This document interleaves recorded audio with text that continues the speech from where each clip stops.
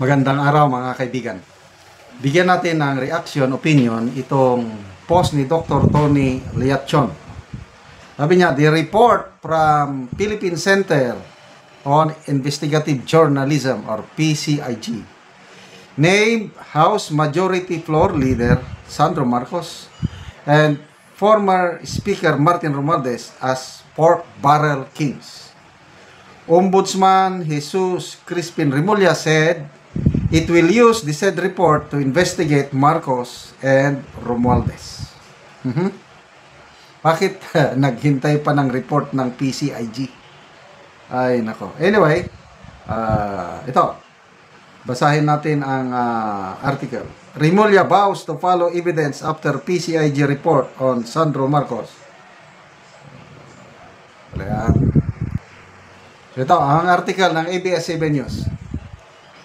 Ombudsman Jesus Remulla has vowed to follow the evidence after PCIJ tagged Ilocos Norte 1st District Representative Sandro Marcos and Leyte 1st District Martin Romualdez as pork barrel kings in a November report. From 2023 to 2025, the PCIJ found that nearly 1.2 trillion in allocable funds, which it called the new form of pork barrel, went to President Ferdinand Marcos' son, Sandro, and cousin Romualdez, a former House Speaker. Specifically, the investigative outlet said the younger Marcos was allotted 15.8 billion, while Romualdez had 14.4 billion for the past 3 years. Follow the evidence. Where the evidence lead us, we'll have to go. Hindi na kami mamimili niyan. Where the evidence lead us, we will go there. We will bring it to the proper forum. Yan po ang pahayag ni Ombudsman Remulla.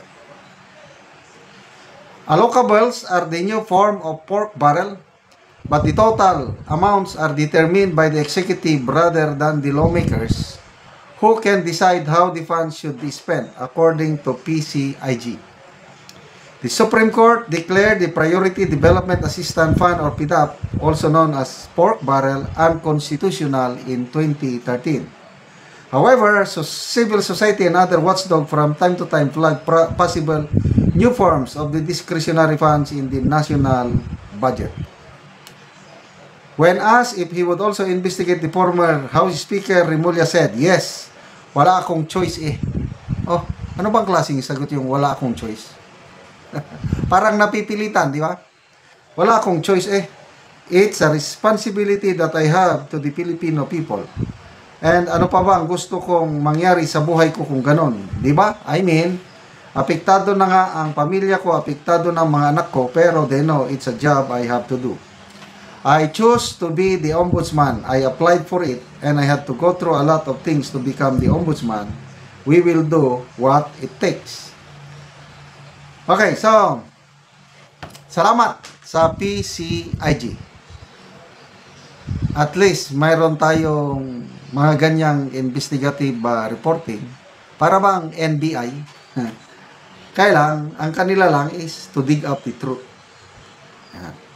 Pag nabuo na yung kwento, yan, i-publish. Pork barrel king. Wala bang pork barrel queens? Eh, mas mataas si Sandro, 15 billion eh. Paano? Son and cousin. So, although hindi pa ito napapatunayan, but then, public opinion, hindi mo maiwasan ang publiko to conclude.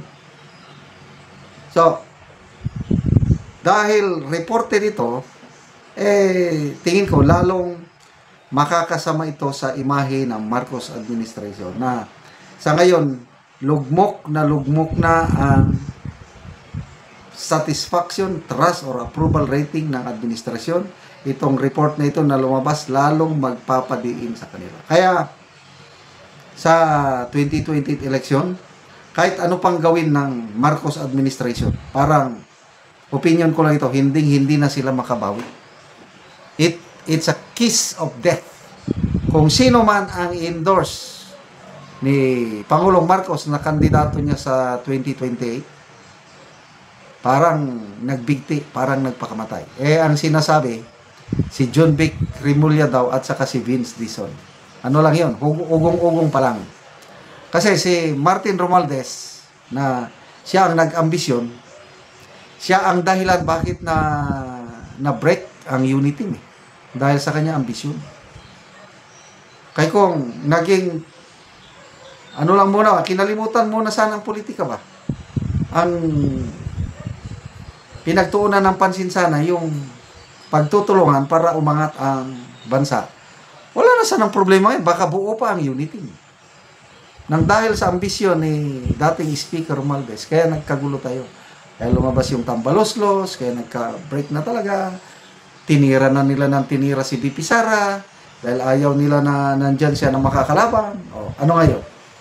Kaya nga, tama si VP Sara, ang gaba, dili magsaba. Sinong, ako, hindi ako maniwala na dumating ang punto na mapilitan siyang mag-resign. Nang dahil sa social media, nagtulong-tulong na lang eh. Ano lang ito siya? God's intervention. May narinig akong preaching ng isang senior pastor sa isang malaking congregation.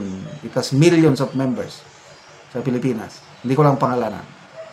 Nung nag-prayer siya nga, Lord, please intervene. There is so much corruption in this country. Maawa po ka sa bansang ito.